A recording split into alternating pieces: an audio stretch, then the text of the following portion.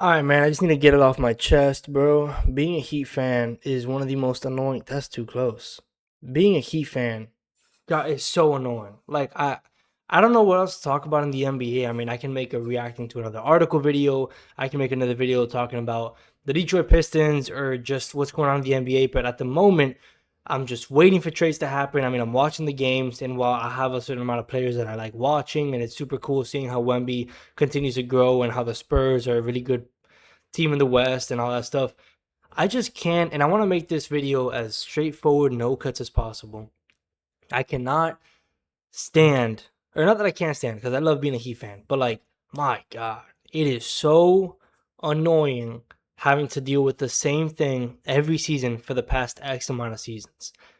When we had Jimmy, there's one like that was like we were in contention, but not really. Like we're always the team where it's like, yeah, we're gonna give you a hard time no matter what. You don't want to see us in the playoffs because you're gonna come out bruised and hit. But if you're not, like if you're seeing us late in the playoff series, you just know that Heat are not gonna win the championship. It hasn't. It's been more than 10 years. Like it's been like the last time that we've been a genuine championship contender was 2014. But never in the 2020s with Jimmy Butler that I think we were genuine contenders to win a championship. Because even if we hit the finals, it's like that's the ceiling. Like, oh, okay, we're here, so maybe we can take a couple games. But we were never against the Lakers. Nobody thought that he were gonna win. Against the Nuggets, nobody thought that he were gonna win. The only thing that like people were saying, oh, maybe they win it's because of power of friendship or because we were already there and we're on a hot streak. But like against Jokic, it was the first time that I really felt like, wow, we can't do anything to stop this guy. Against Braun in the finals, it was just like, what are we gonna do? It's Braun. Like Jimmy Butler is putting up Braun like numbers, and like of course he had Tyler Hero and a young Bam, but it's like, what else? It's not a championship squad. We have our guys putting their whole out there, like they're putting everything out there. But there's just not enough moves in the off season. And I look back and I seen this video. I mean, this video. My friend sent me this thing on Instagram where it was seeing like Max Strus's stats, how he hasn't been playing this season, and he had like a bad playoff series with the Cavs last year. And Gabe Vincent averaging like 4 points per game, shooting not as good from three in the Lakers. Excuse me. We have obviously Jimmy Butler now injured out for the rest of the season, averaging 16 points. He's been passive even when he did play.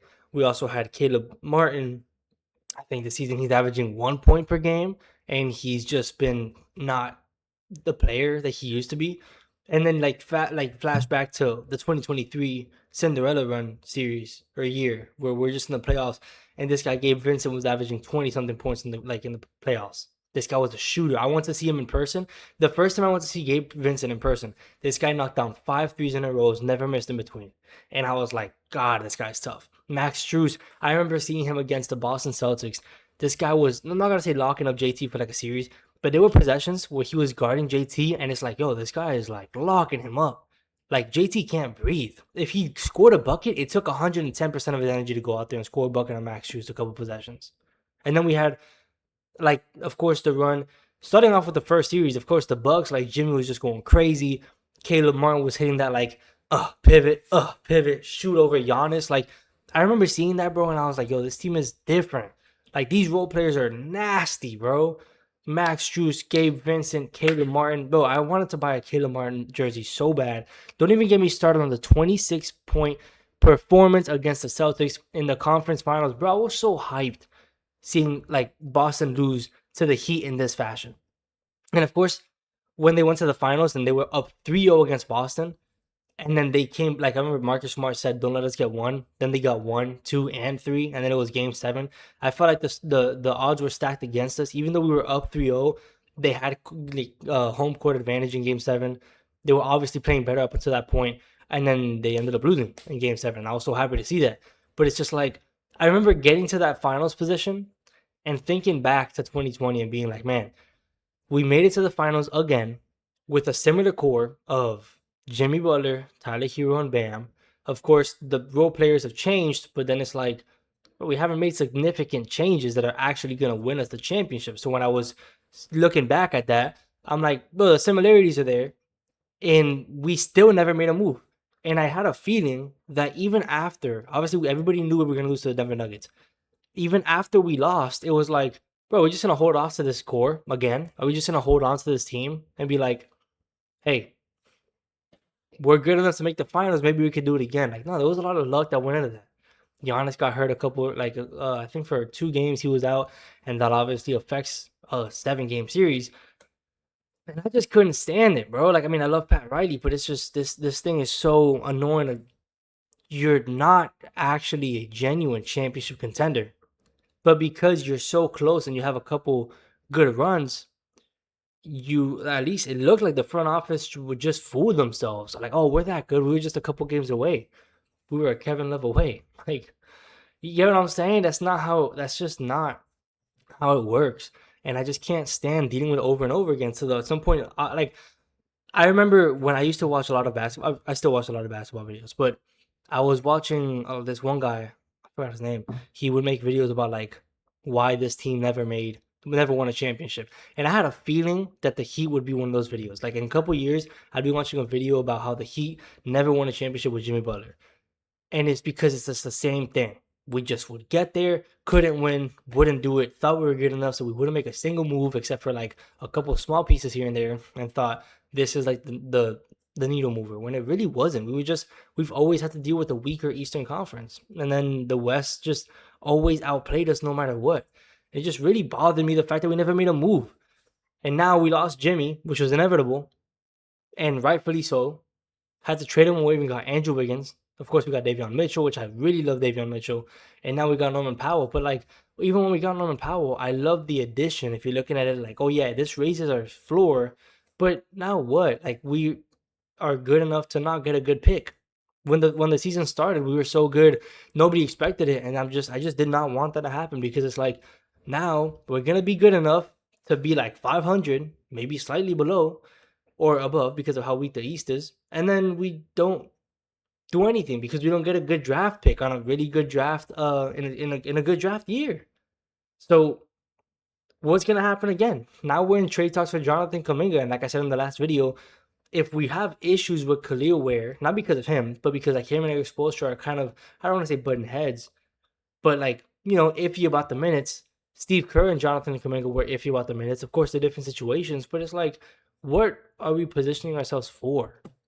What is the core? I've been wanting to rebuild for a while, not because I felt like Bam wasn't going to do it for us, Tyler Hero wasn't going to do it for us, but it's because honestly, they deserve better.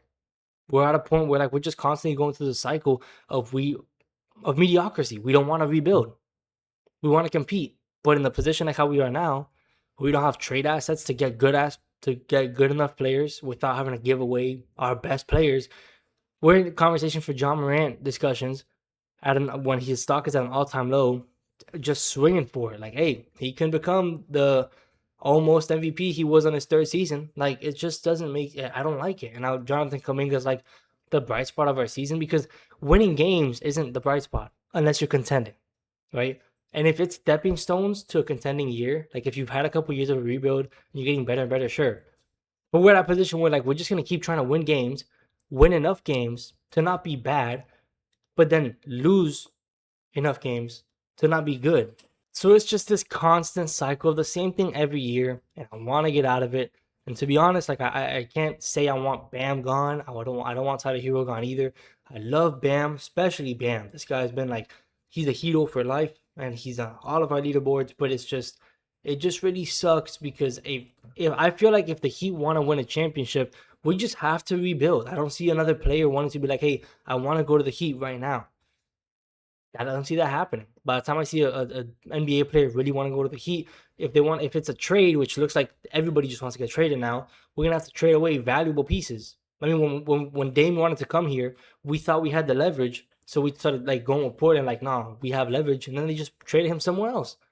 We missed out on Donovan Mitchell, even KD. I didn't want KD, but it still would have been fun, better than not having KD at all. So it's like all these players that we miss out on constantly, and it's just like, bro, what are we doing? If we're gonna miss out on them, just rebuild. But we're just okay with being mediocre. This makes no sense. Norman Powell is a good player for us, but he wants an extension that the Heat don't want to give him. So now it's like, what are we gonna do? He's old. He's getting older. This is like his third prime. And what is the goal after that? So I don't know. And this is really just I don't know what else to talk about. And I just felt like complaining about the Heat. There's still like my team, our team. I love the Heat, like since I was a kid. So I'm obviously gonna stay a fan and continue to buy jerseys and all that stuff. But it's just like, bro, fuck, what is the direction that we're going into? Because I don't understand the point of anything that we're doing right now. There's no direction. There's no direction. There's no direction. I guess Jonathan Kuminga slightly matches our timeline, but Ja Morant would have too. But Ja Morant's kind of looking a little better in the Grizzlies, so I don't think he's gonna leave.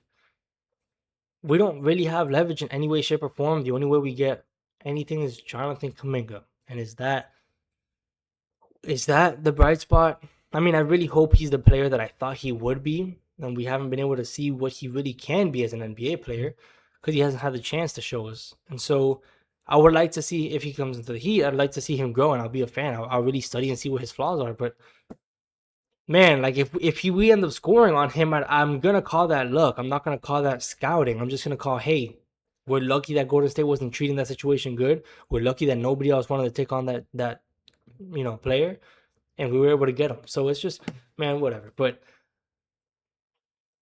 I post a lot of videos. I'm trying to post a lot of videos, 3 to 4 a week. Please subscribe if you want to watch more basketball content. This is I think I have to cut, but like this is a straightforward no cut video.